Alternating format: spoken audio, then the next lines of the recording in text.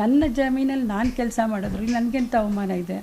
ನಂಗೆ ಆ ಥರ ಏನೂ ಅವಮಾನ ಇಲ್ಲ ನನಗಿದ್ರೊಳಗೆ ಅಂತ ಹೇಳಿದ್ರೆ ಅದು ಹೇಳ್ಕೊಂಡಪ್ಪ ಅದು ಹೇಳು ನೋಡಮ್ಮ ನಿಮ್ಮಮ್ಮನಿಗೆ ಆ ರೀತಿ ಯಾವ ನಾನು ಗಂಡ ಇಂಥದ್ದು ನನ್ನಿದು ಈ ಥರ ನಾನು ಯಾಕೆ ಕೆಲಸ ಮಾಡಬೇಕು ಆ ಭಾವನೆನೇ ಬರಲಿಲ್ಲ. ನಾವು ಚಿಕ್ಕವರಿದ್ದಾಗ ಬಂದಲ್ಲಿ ಊರಿಂದ ಬಂದು ಅದನ್ನು ಹೇಳೋರು. ಅದರೆಲ್ಲ ನಮಗೆ ಮನಸ್ಸಲ್ಲಿ ಅವರು ಪ್ರತಿ ಒಂದೊಂದು ಅವರು ಬದುಕನ್ನು ನಡೆಸಿದ ರೀತಿ ಇದೆಯಲ್ಲ, ಇವತ್ತಿನ ಕಾಲದಲ್ಲಿ ಅಂಥ ಮಹಿಳೆ ನೋಡೋದು ಕಷ್ಟ ಅಂತ ಅನಿಸುತ್ತೆ.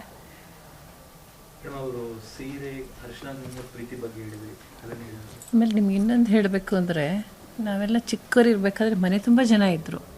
ಅಮ್ಮನಿಗೆ ಚಿಕ್ಕ ವಯಸ್ಸಿಂದ ವಿದ್ಯೆ ಬಗ್ಗೆ ಭಾರಿ ಗೌರವ. ಅವ್ರು ಯಾವಾಗಲೂ ನಮ್ಗೆ ಕೂರಿಸಿ ಹೇಳೋರು, ಹಣ ಕಳ್ಕೊಬೋದು, ಆಸ್ತಿ ಕಳ್ಕೊಬೋದು, ಆದರೆ ನಾವು ಗಳಿಸಿದ ವಿದ್ಯೆ ನಾವು ಕೊನೆ ತನಕ ನಮ್ಮ ಜೊತೆಲಿರುತ್ತೆ ಅಂತ ಹೇಳೋರು. ಅದನ್ನು ನಮಗೆಲ್ಲ ಕಲಿಸ್ಕೊಡ್ಬೇಕು ಅನ್ನೋದರಲ್ಲಿ ಅವ್ರು ಎಷ್ಟು ರೀತಿಯಾಗಿ ಒಂದು ನೀಟಾಗಿ ಪ್ಲ್ಯಾನ್ ಮಾಡ್ತಿದ್ರು ಅಂದರೆ, ನಾವು ಚಿಕ್ಕ ವಯಸ್ಸಲ್ಲಿರುವಾಗ ಗೌರ್ಮೆಂಟ್ ಸ್ಕೂಲಲ್ಲೇ ನಾವೆಲ್ಲ ಓದಿರೋದು. ಬೇಸಿಕ್ ಎಜುಕೇಷನ್ ಎಲ್ಲ ನಮ್ಮದು ಕನ್ನಡ ಮೀಡಿಯಮು ಗೌರ್ಮೆಂಟ್ ಸ್ಕೂಲೇ. ಆದರೆ ಮನೆಗೆ ಬರೋರು ಹೋಗೋರು ಜಾಸ್ತಿ ಇದ್ದರು. ಮನೆ ಅಲ್ಲೇ ತುಂಬ ಎಲ್ಲ ಈಗ ನನಗೆ ಒಬ್ಬೊಬ್ರಿಗೆ ಒಂದೊಂದು ರೂಮ್ ಥರ ಇಲ್ಲ, ಒಂದೇ ರೂಮಲ್ಲೆಲ್ಲ ಮಲಗ್ತಿದ್ವಿ. ಆದರೆ ಅವ್ರದ್ದೊಂದು ರೆಗ್ಯುಲರ್ ರೊಟೀನ್ ಪರಿಪಾಠ ಇತ್ತು. ಅವರು ಏನೇ ಬ್ಯುಸಿ ಇರಲಿ, ಅಂದರೆ ಮನೆ ಕೆಲಸ ಎಲ್ಲ ಅವರೇ, ಅಡುಗೆದೆಲ್ಲ ಅವಾಗೇನು ಕುಕ್ಕಿಲ್ಲ, ಈಗ ಅವರೇ ಕುಕ್ ಶೆಫು ಎಲ್ಲದು ಹೇಳಬೇಕು ಅಂದರೆ. ಸಾಯಂಕಾಲ 6 ಗಂಟೆ ಆದ ತಕ್ಷಣ ನಮ್ಮೆಲ್ರಿಗೂ ಒಂದು ರೂಲ್ಸು, 6 ಗಂಟೆ ತನಕ ಫೀಲ್ಡಲ್ಲಿ ಎಷ್ಟಾದರೂ ಆಡ್ಬೋದಿತ್ತು. ಮನೇಲಿ ಲೈಟ್ ಹಾಕೋದ್ರಲ್ಲಿ ಬಂದು ಕೈ ಕಾಲು ಮುಖ ತೊಳೆದು ಕೂತ್ಕೋಬೇಕಿತ್ತು. ಅವ್ರು ನಮ್ಮ ಪಕ್ಕದಲ್ಲಿ ಕೂರದೇ ಇದ್ರೂ ಡಿಸ್ಟೆನ್ಸಲ್ಲಿ ಎಲ್ಲರೂ ಕೂರಿಸಿರೋರು. ನಮ್ಮದು ಓದೋ ಪುಸ್ತಕ ಅಲ್ಲಿ ಇರಬೇಕಿತ್ತು. ಓದ್ತೀವೋ ಬಿಡ್ತೀವೋ, 6 ಗಂಟೆ ಕೂತ್ರೆ 8:30 ತನಕ ನಾವು ಅಳ್ಳಾಡ ಹಂಗಿಲ್ಲ. ಅದೇನಾಯ್ತು, ಆ ಅಭ್ಯಾಸ ನಮಗೆ ಫೋರ್ಸಿಬಲಿ ಓದೋಂಗೆ ಮಾಡ್ತು.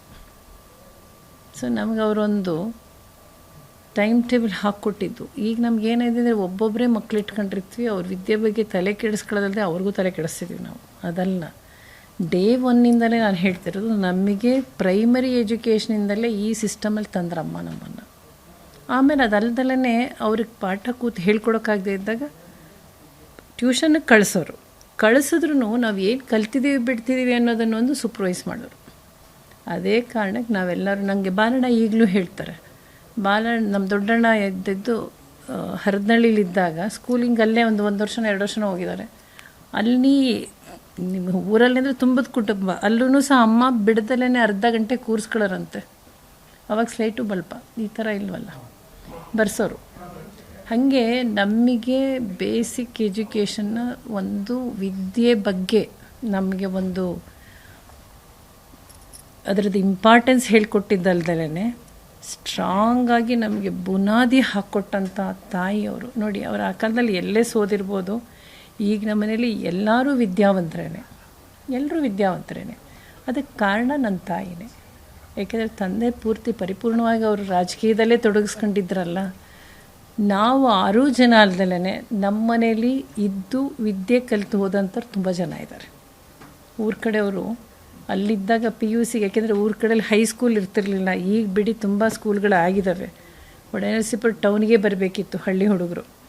ಕೆಲವರೆಲ್ಲ ನಮ್ಮ ಹತ್ತಿರದ ನೆಂಟರುಗಳೆಲ್ಲ ಅಲ್ಲೇ ಇದ್ದು ಹೈಸ್ಕೂಲು PUC ಮಾಡ್ಕೊಂಡು ಡಿಗ್ರಿಗೆ ಬೆಂಗಳೂರಿಗೆ ಬಂದದ್ದು ಉದಾಹರಣೆಗಳಿದ್ದಾವೆ. ನಾವು ಹೊಳೆನರಸೀಪುರದಲ್ಲಿ ಇರೋ ತನಕನೂ ತುಂಬ ಜನಕ್ಕೆ ವಿದ್ಯೆಗೆ ಸಹಾಯ ಮಾಡಿದಾರಮ್ಮ.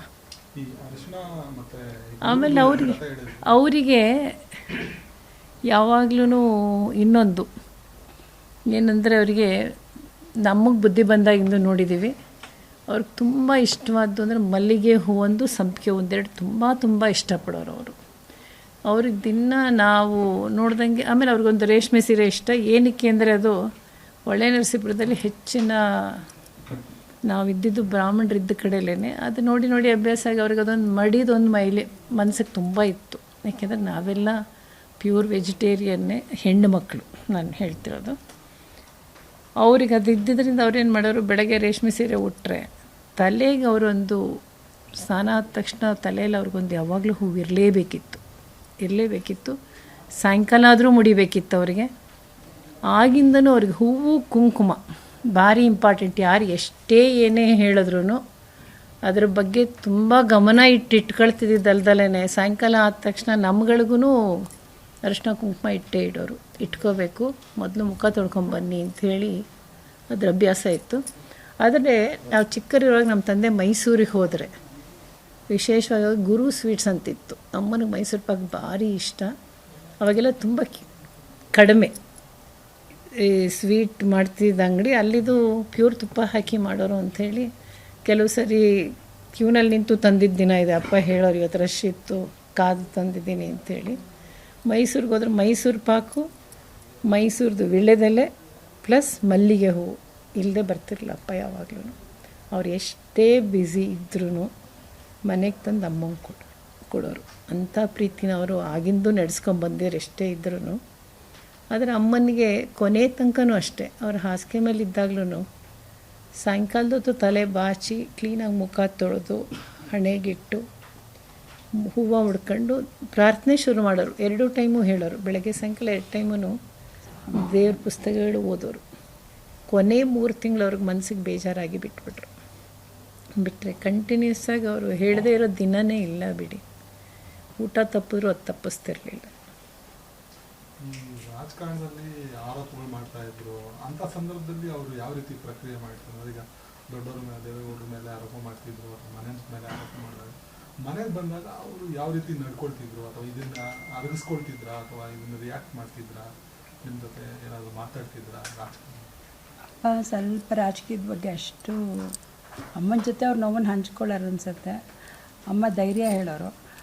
ಬಿಟ್ಟರೆ ಅವರು ರಾಜಕೀಯದ ವಿಷಯಕ್ಕೆ ಅಷ್ಟು ಅಮ್ಮ ಇನ್ವಾಲ್ವ್ ಆಗ್ತಿರ್ಲಿಲ್ಲ. ಬಟ್ ಒಂದು ಅವರು CM ಆದಾಗ ಪ್ರೈಮ್ ಮಿನಿಸ್ಟರ್ ಕ್ಯಾಂಡಿಡೇಟ್ ಅಂತ ಹೇಳಿದಾಗ ಫಸ್ಟ್ ಅಮ್ಮನಿಗೆ ಫೋನ್ ಮಾಡಿತ್ತು. ಅವರು ಈ ಥರ ಹೇಳ್ತಿದ್ದಾರೆ, ನನಗಿಷ್ಟ ಇಲ್ಲ ಅಂದ ತಕ್ಷಣ ಅಮ್ಮ ಯಾವುದೇ ಹೆಣ್ಮಗಳಾದ್ರೂ ಮೇಲಕ್ಕೆ ಹೋಗಬೇಕು ಅಂತ ಇಷ್ಟಪಡ್ತಾರೆ. ಆದರೆ ಅಮ್ಮ ಏನು ಹೇಳಿದ್ರು ಅಂದರೆ, ರಾಜ್ಯದ ಜನ ಎಲ್ಲ ನಂಬಿ ನಿಮ್ಮಿಂದ ಒಂದು ಒಳ್ಳೆ ಕೆಲಸನಲ್ಲಿ ಎಕ್ಸ್ಪೆಕ್ಟ್ ಮಾಡಿ ನಿಮ್ಮನ್ನು CM ಮಾಡಿದ್ದಾರೆ, ದಯವಿಟ್ಟು ರಾಜ್ಯ ಬಿಟ್ಟು ಹೋಗಬೇಡಿ ಅಂದರು ಅವರು. ಹೋಗಬೇಡಿ, ಇವ್ರು ಯಾರಿಗೂ ನಿರಾಸೆ ಮಾಡಬೇಡಿ, ನೀವು ಎಷ್ಟೋ ವರ್ಷದಿಂದ ಕಾದಿದ್ರು ತುಂಬ ಜನ, ನಿಮಗೆ ಅವಕಾಶ ಸಿಕ್ಕಿದೆ, ನೀವು ಇಲ್ಲಿ ಜನಕ್ಕೇ ಸೇವೆ ಮಾಡಿ, ನಮಗೆ ಅದು ಬೇಡ, ರಾಷ್ಟ್ರ ರಾಜಕಾರಣ ನಮಗೆ ಬೇಡ ಅಂತ ಹೇಳಿದ್ರು. ರಾಜಕೀಯವಾಗಿ ಏನಾದರೂ ಒಂದು ಸಜೆಷನ್ ಕೊಟ್ಟಿದ್ದಾರಮ್ಮ ಅಂದರೆ ಆ ಘಟ್ಟದಲ್ಲೊಂದೇ.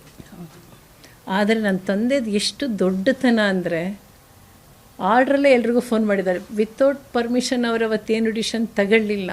ಅವರು ಸೆಂಟ್ರಲ್ಲಿ ಎಲ್ಲ ಸೇರಿ ಏನೇ ಹೇಳಿದ್ರು, ಅಮ್ಮನಿಗಾದಮೇಲೆ ದೊಡ್ಡಣ್ಣಂಗೆ ಮಾಡಿದ್ದಾರೆ, ರೇವಣ್ಣಂಗೆ, ಕುಮಾರಣ್ಣಂಗೆ ಸೇಮ್ ಆರ್ಡ್ರಲ್ಲೇ ಮಾಡಿದ್ದಾರೆ. ಕೊನೆಗೆ 7 ತನಕನೂ ಕೇಳಿದ್ದಾರೆ, ಈ ಥರ ಇದೆ, ನನಗೇನೂ ಗೊತ್ತಾಗ್ತಿಲ್ಲ, ಇಲ್ಲಿ ಏನು ಮಾಡೋದು ಅಂತ ಕೇಳಿದರು. ಆದರೂ ವಿಧಿ ಬಿಡಲಿಲ್ಲ.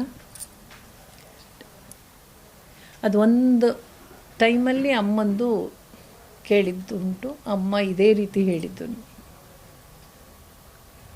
ಅಮ್ಮವ್ರ ಪೂಜೆ ವಿಚಾರ ಬಂದಾಗ ಎಷ್ಟು ಮಡಿಯಿಂದ ಪೂಜೆ ಮಾಡ್ತಿದ್ರು, ಯಾವ ಥರ ಪೂಜೆ ಸಿದ್ಧತೆಗಳಲ್ಲಿ ಹೆಂಗೆ? ಅವಳು ಕೇಳಿ ಹೇಳ್ತಾಳೆ, ಬಿಲ್ಪತ್ರಲ್ಲಿ 3 ಎಲೆನೇ ಇರಬೇಕಿತ್ತು. ಪೂಜೆ ವಿಷಯ ಬಂದರೆ ಕಾಂಪ್ರಮೈಸ್ ಆಗ್ತಿರ್ಲಿಲ್ಲ ಅವರು. ಅವ್ರು ಯಾವುದು ಬೇಕೋ, ಯಾವ ದೇವ್ರಿಗೆ ಯಾವ ಹೂವು ಬೇಕೋ ಆ ಹೂವು ಬೇಕೇ ಬೇಕು ಅವ್ರಿಗೆ. ಈಗ ಶಿವನಿಗೆ ದಿನಾ 108, ಅದು 3 ಎಲೆ ಇರಲೇಬೇಕು. ಅದ್ರಲ್ಲಿ 1 ಎಲೆ ಉದ್ರೋಗಿದ್ರೂ ಆಗ್ತಿರ್ಲಿಲ್ಲ ದೇವ್ರಿಗೆ. ಈ ನಮಗೆ ಈ ಇದ್ರ ಮಾಸ ಬರ್ತಿತ್ತು ನೋಡಿ, ಮಾರ್ಚ್ ಟೈಮಲ್ಲಿ ಎಲೆಗಳು ಬಿಡ್ತಾ ಇತ್ತು. ಅವಾಗ ನಮಗೆ ವಸಂತ ಋತು ಮುಂಚೆ ಇರ್ತಿರ್ಲಿಲ್ಲ, ಎಲ್ಲ ಎಲೆಗಳು ಉದ್ರೋಗ್ತಿತ್ತು. ಅಮ್ಮ ಸಿಗಲ್ಲ ಅಮ್ಮ, ಎಲ್ಲಿಂದ ನನಗೆ ಗೊತ್ತಿಲ್ಲ, ನಂಗೆ ಬೇಕು ಬಿಲ್ಪತ್ರೆ ಅಷ್ಟೇ, ನನಗೆ ನನಗೆ ಬಿಲ್ಪತ್ರೆ ಇಲ್ಲದೆ ಪೂಜೆ ಮಾಡೋಕ್ಕಾಗಲ್ಲ. ಅಂತೂ 365 ದಿವಸನೂ ಬಿಲ್ಪತ್ರೆ ಬೇಕಿತ್ತು, ತುಳಸಿ ಬೇಕಿತ್ತು, ಗರಿಕೆ ಬೇಕಿತ್ತು, ಆಮೇಲೆ ದೇವಿಗೆ ಮಲ್ಲಿಗೆ ಹೂವೇ ಬೇಕು.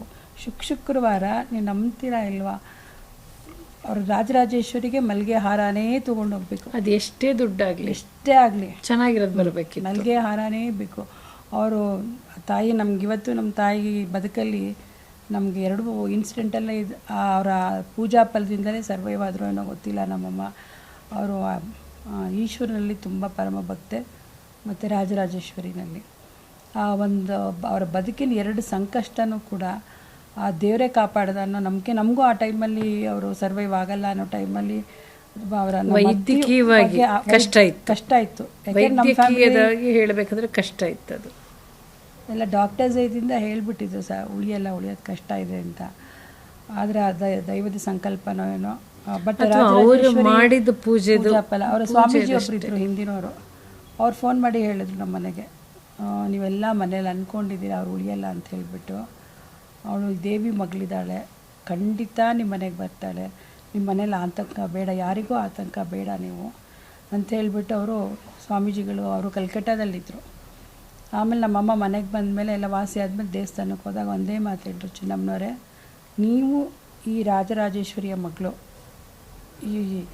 ಈ ಇದರಲ್ಲಿ ನೀವು ಯಾರೋ ಹೊಟ್ಟೆಲಿ ಹುಟ್ಟಿರ್ಬೋದು, ಆದರೆ ಆ ದೇವಿ ಮಗಳೇ ನೀವು, ಇದು ನಿಮ್ಮ ತವರು ಮನೆ.